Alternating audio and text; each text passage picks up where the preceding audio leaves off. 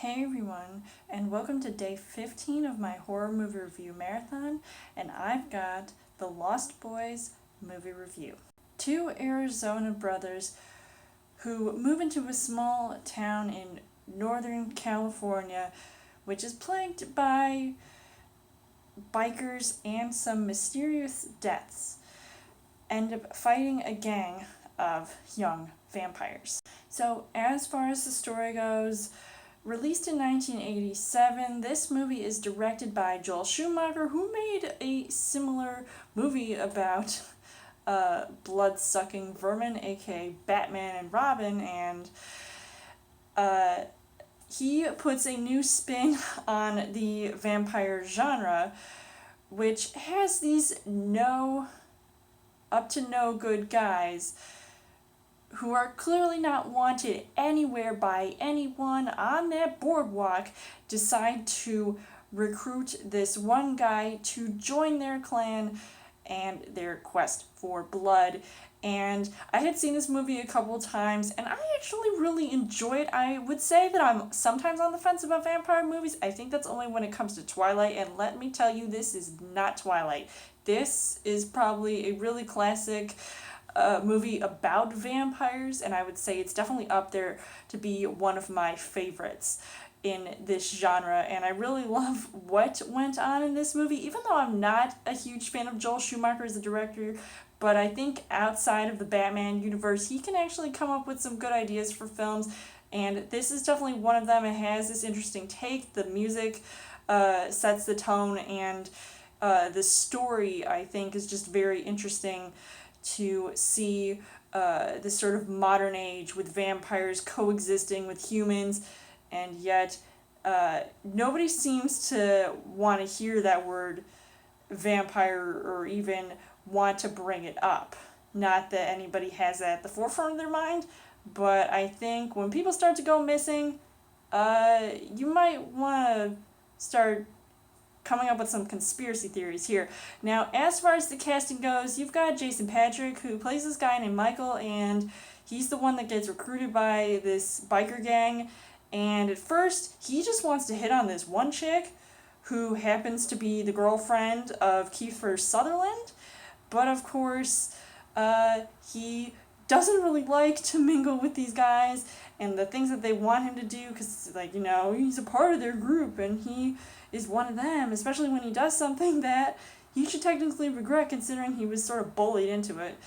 But I think he was pretty good in this movie, and he looked really hot later on in the film. If you've seen this, you know what I'm talking about.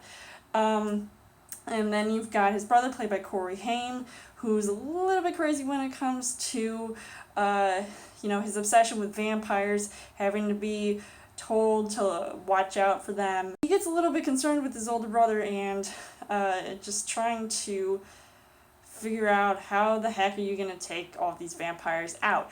And speaking of vampires, I'm talking about Kiefer Sutherland, who plays David, and he is hot. Now, I love him as an actor because I've recently started watching Designated Survivor, and since then, he's definitely improved with his acting, and here, he is just one of the best vampires I've ever seen, besides Tom Cruise's Lestat, and not Robert Pattinson as Edward Cullen. And I think he was just absolutely brilliant here. He was freaky. He was just super hot. Got some other minor characters in this movie, like Diane Wiest, who plays the mom to Jason Patric and Corey Haim. She was also really good in this movie, though I feel like I wish they gave her a better role to play and dialogue to use.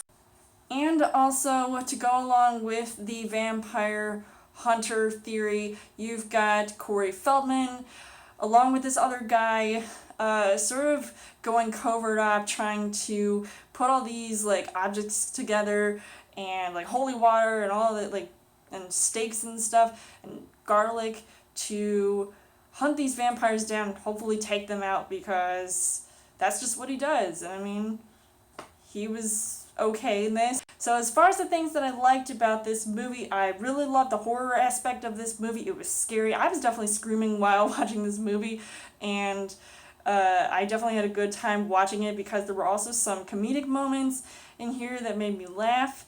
There were thrills and chills and things that were just totally unexpected, even though I have seen this movie plenty of times. And there was also some action sequences here as soon as the vampires started lurking out.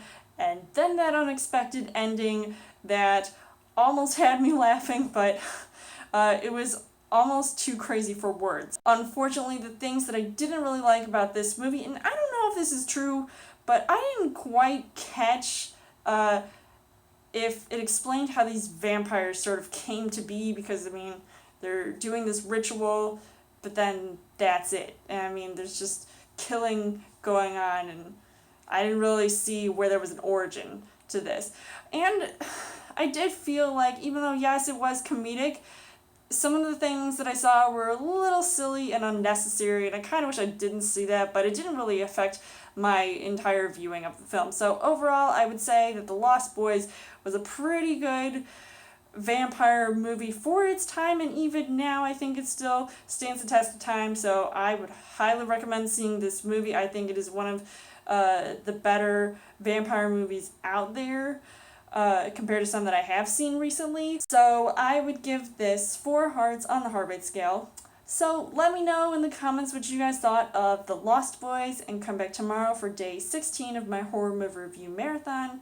And as always, you guys can subscribe to my channel. I've got more movie reviews, movie updates coming every Crucial Thursday video. You guys can also like me on Facebook and follow me on Twitter, and I will see you guys later.